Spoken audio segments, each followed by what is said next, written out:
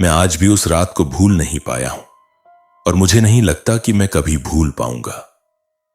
ये बात उस साल हुई जब मैं और मेरे दोस्त प्रकाश ने सोचा कि क्यों ना कुछ अलग किया जाए। हम दोनों हमेशा से घूमने के शौकीन थे, लेकिन भीड़भाड़ वाली जगहों से बचते थे। इसलिए जब प्रकाश ने सुझाव दिया कि हम उत्तराखंड के उस जंगल में जाएं जिसके बारे में किसी ने कुछ नहीं सुना था, तो मैं तुरंत मान गया। यह जंगल था टोनस नदी के पास, मुस्सूरी से लगभग 40 किलोमीटर दूर।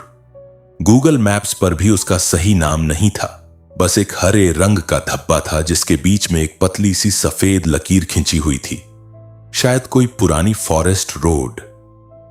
हमने ठान लिया था, शुक्रवार शाम को निकलेंगे, रात जंगल में कैंप करेंगे और अगले दिन दोपहर तक वापस आ जाएंगे। बस एक झोला, एक टेंट, कुछ खाने का सामान और 2 टॉर्च। शुरू में सब ठीक था। हम शुक्रवार शाम 6 बजे देहरादून से निकले। हमारी कार थी, एक पुरानी स्विफ्ट, जिसके एसी में कभी कभी अजीब सी बदबू आती थी। जैसे जैसे हम शहर से दूर जा रहे थे, सड़कें संकरी होती जा रही थीं। चारों तरफ पहाड़ और घना जंगल था। प्रकाश गाड़ी चला रहा था, मैं उसके बगल में बैठा था और बाहर का नजारा देख रहा था। सूरज धीरे धीरे पहाड़ों के पीछे छिप रहा था। यहां से आगे रास्ता बहुत खराब है, प्रकाश ने कहा। हम कितनी दूर हैं? शायद 5-6 किलोमीटर। मैंने अपना फोन उठाया। सिग्नल था लेकिन कमजोर था। हम लगभग 1.5 घंटे तक उस घुमावदार रास्ते पर चलते रहे। फिर अचानक प्रकाश ने गाड़ी रोक दी। ये देख, उसने विंडशील्ड की तरफ इशारा किया। सामने एक संकरा रास्ता था जो सीधे जंगल के अंदर जाता था। रास्ते के दोनों तरफ ऊंचे ऊंचे देवदार के पेड़ थे, इतने घने कि उनके बीच से आसमान भी नहीं दिखता था। क्या यही है? मैंने पूछा। हां, आगे गाड़ी नहीं जा सकती, हमें यहीं से पैदल जाना होगा। हमने कार को रास्ते के किनारे खड़ा किया और अपना सामान निकाला। तब तक पूरी तरह अंधेरा हो चुका था। मैंने अपनी टॉर्च जलाई। प्रकाश ने दूसरी टॉर्च अपने हाथ में ले ली। चलो, उसने कहा और हम उस अंधेरे रास्ते में दाखिल हो गए। जंगल अजीब था, इतना शांत कि मेरे कानों में सन्नाटे की गूंज हो रही थी। कोई चिड़ियों की आवाज नहीं, कोई कीड़ों की, बस हमारे पैरों की आहट और आपस में बातें। लगभग 20 मिनट चलने के बाद हमें एक छोटी सी साफ जमीन मिली जहां टेंट लगाने लायक जगह थी। चारों तरफ पेड़ थे, बीच में एक सपाट हिस्सा। हमने वहीं रुकने का फैसला किया। प्रकाश ने टेंट लगाना शुरू किया। मैंने आसपास टहलना शुरू किया, ये देखने के लिए कि कोई खतरा तो नहीं, और तभी मैंने देखा। शुरू में मुझे लगा कि मैं कुछ और देख रहा हूं। मैंने अपनी टॉर्च की रोशनी फिर से उस तरफ कर दी। ये कोई पेड़ नहीं था, ये कोई बड़ी झाड़ी भी नहीं थी। ये एक सीढ़ी थी, बिल्कुल सीधी खड़ी, एकदम सफेद रंग की, जैसे किसी ने अभी अभी उसे बनाकर रख दिया हो। लेकिन वो किसी पेड़ से नहीं लगी थी, ना ही किसी दीवार से। वो जमीन से शुरू होती थी और ऊपर जाती थी, लेकिन ऊपर कुछ नहीं था, बस अंधेरा और हवा। प्रकाश, मैंने धीमी आवाज में कहा, यहां आओ। वो आया। उसने सीढ़ी को देखा। पहले तो वो हंसा। ये क्या बकवास है, उसने कहा। कोई लकड़ी का टुकड़ा होगा? नहीं, ठीक से देख, ये सीढ़ी है और ये बिल्कुल नई दिखती है। प्रकाश ने करीब जाकर देखा। उसने सीढ़ी को हल्का सा हिलाया। वो हिली नहीं, जैसे वो जमीन में किसी चीज से चिपकी हो। अजीब है, उसने स्वीकार किया, लेकिन हो सकता है किसी चरवाहे ने बनाई हो। चरवाहे सीढ़ियां नहीं बनाते प्रकाश, और यहां चरवाहे भी नहीं आते। तू बहुत सोचता है। चल टेंट लगाते हैं, फिर देखते हैं। हमने टेंट लगाया। बीच बीच में मैं उस सीढ़ी की तरफ देख रहा था। वहीं खड़ी थी, न हिल रही थी, न कुछ बदल रहा था। रात करीब 10 बज गए थे। हमने कुछ खाना खाया, पनीर के सैंडविच और कुछ बिस्कुट। फिर हम टेंट के अंदर बैठे और बातें करने लगे। सच में ये सीढ़ी अजीब है, प्रकाश ने कहा। मैंने जिंदगी में ऐसा कभी नहीं देखा। मैं भी, मैंने कहा। क्यों कोई जंगल के बीच में सीढ़ी बनाएगा? प्रकाश ने कंधे उचकाए। पता नहीं, कल सुबह देखते हैं। हमने लेटने का फैसला किया। मैंने अपनी टॉर्च बंद कर दी, प्रकाश ने भी अपनी बंद कर दी। टेंट के अंदर पूरा अंधेरा था। थोड़ी देर बाद प्रकाश की नींद की आवाज आने लगी, लेकिन मुझे नींद नहीं आ रही थी। मैं बस वहीं लेटा सोच रहा था। उस सीढ़ी के बारे में। और तभी मैंने कुछ सुना। टेंट के बाहर से एक आवाज, जैसे कोई धीरे धीरे सीढ़ी पर चढ़ रहा हो। ठक ठक ठक। हर कदम धीमा था, हर कदम निश्चित था, जैसे कोई जानबूझकर चढ़ रहा हो और यह सुनिश्चित कर रहा हो कि मैं सुनूं। मैंने प्रकाश को हल्का सा धक्का दिया। प्रकाश, प्रकाश जाग, कुछ आवाज आ रही है। प्रकाश ने कराहते हुए आंखें खोली। क्या?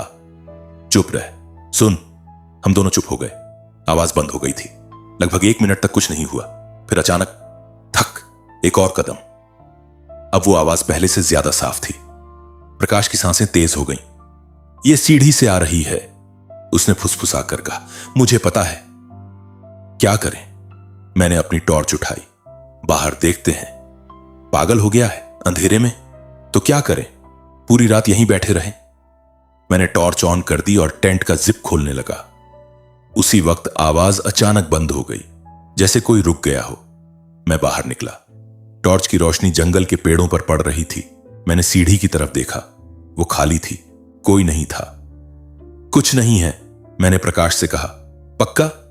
हां, खाली है। लेकिन मेरा दिल तेजी से धड़क रहा था, क्योंकि मैंने कुछ और देखा था। वो बात मैंने प्रकाश को नहीं बताई। सीढ़ी पर आखिरी सीढ़ी, वो जो बिल्कुल ऊपर थी, वो पहले से अलग दिख रही थी, जैसे किसी ने उस पर पैर रखा हो। मैं वापस टेंट के अंदर आ गया। सब ठीक है, मैंने झूठ बोला। शायद कोई जानवर था। प्रकाश ने राहत की सांस ली। हम दोबारा लेट गए। उस रात मैंने आंख नहीं बंद की। दूसरा मोड़ सुबह लगभग 6 बजे हम दोनों उठे। सूरज की रोशनी पेड़ों से छनकर नीचे आ रही थी। जंगल अब उतना डरावना नहीं लग रहा था। हमने चाय बनाई। प्रकाश काफी खुश था। सुना है इसी जंगल के पीछे एक झरना है, उसने कहा। कौन बता रहा है? मैप देखा था, चलते हैं? मैं राजी हो गया। कुछ देर जंगल में घूमना और फिर लौटना था। हमने सामान वहीं टेंट में छोड़ दिया और निकल पड़े। जाते वक्त मैंने एक बार फिर सीढ़ी को देखा। दिन की रोशनी में वो और भी अजीब लग रही थी। बिल्कुल सफेद, बिल्कुल सीधी। ऊपर कुछ नहीं, सिर्फ खाली हवा। आता हूं तुझसे बात करने, मैंने मन ही मन सोचा। हम झरने की तरफ बढ़े। रास्ता काफी ऊबड़ खाबड़ था। हमें कई जगहों पर झाड़ियों को काट कर आगे बढ़ना पड़ा। लगभग 3 किलोमीटर चलने के बाद हमें झरना मिला, छोटा सा लेकिन खूबसूरत। पानी बहुत ठंडा था। हम वहां करीब 1 घंटे रुके, फिर लौटने लगे। लौटते वक्त मैंने देखा कि रास्ता थोड़ा बदल गया था। शायद हम किसी दूसरे रास्ते से आ रहे थे, लेकिन मुझे ज्यादा फर्क नहीं पड़ा। जंगल तो जंगल था। जब हम टेंट के पास पहुंचे तो प्रकाश अचानक रुक गया। रुक, उसने कहा। क्या हुआ? वो सीढ़ी देख। मैंने देखा। सीढ़ी वहीं थी, लेकिन कुछ अलग था। वो अब एक नहीं थी, 3 थी। एक के बगल में दूसरी और दूसरी के बगल में तीसरी। तीनों बिल्कुल एक जैसी। तीनों सफेद, तीनों सीधी और तीनों कहीं नहीं जाती थीं। प्रकाश ने मेरी तरफ देखा। उसके चेहरे पर डर साफ दिख रहा था। यह नहीं हो सकता, उसने कहा। हम कहां हैं? मुझे भी कुछ समझ नहीं आ रहा था। मैंने दौड़कर टेंट के अंदर देखा। सब कुछ वैसा ही था जैसा हमने छोड़ा था। हमें यहां से निकलना चाहिए, मैंने कहा। अभी, तुरंत, प्रकाश सहमत हो गया। हमने सामान पैक किया। लगभग 20 मिनट में सब कुछ तैयार था। हम वापस लौटने लगे, लेकिन रास्ता नहीं मिल रहा था। हम जिस रास्ते से आए थे वो गायब था, जैसे कभी था ही नहीं। चारों तरफ सिर्फ पेड़, झाड़ियां और वही 3 सीढ़ियां थीं जो अब हमारे पीछे थीं। हम 2 घंटे तक भटकते रहे। सूरज ऊपर आ चुका था, लेकिन पेड़ों की वजह से अंधेरा ही था।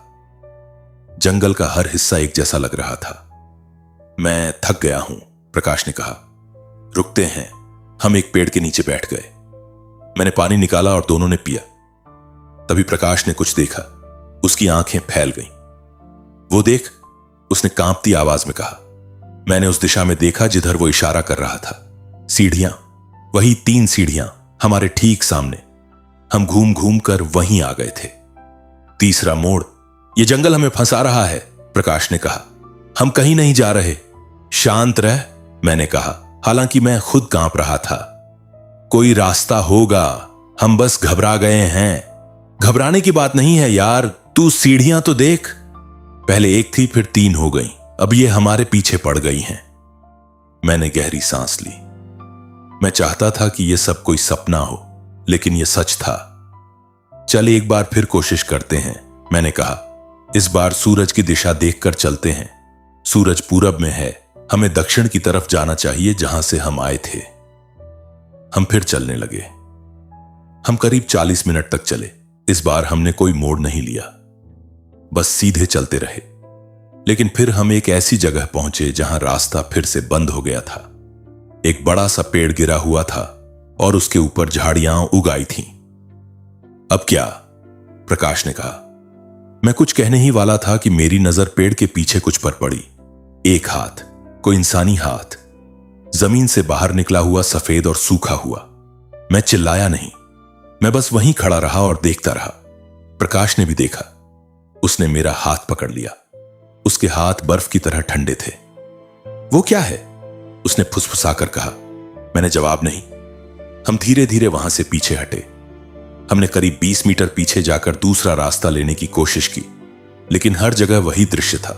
टूटे पेड़, सूखे हाथ और दूर कहीं वो सीढ़ियां जो अब 4 हो चुकी थीं। हां, 4। हर बार जब हम जंगल में आगे बढ़ते, सीढ़ियों की संख्या बढ़ जाती। पहले 1, फिर 3, अब 4। मैंने मन ही मन गिना। 5 बजे थे। सूरज ढलने लगा था। शाम होने वाली थी। हमें रात से पहले बाहर निकलना होगा, मैंने कहा, वरना यहां फंस जाएंगे। लेकिन हम नहीं निकले। शाम हो गई। हमने फिर से वही जगह ढूंढी जहां हमने पिछली रात टेंट लगाया था। टेंट वैसे ही खड़ा था जैसा हमने छोड़ा था, जैसे हम कभी गए ही नहीं थे।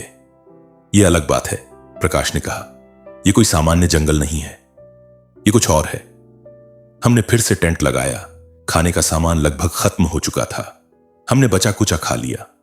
पानी भी कम था। रात हुई, घना अंधेरा। हम टेंट में बैठे थे। टॉर्च जला रखी थी। कोई आवाज नहीं थी, कोई हवा नहीं, कोई जानवर नहीं, सिर्फ सन्नाटा। और फिर वो आवाज आई, थक थक थक। पहली सीढ़ी पर कदम। हम दोनों ने एक दूसरे की तरफ देखा।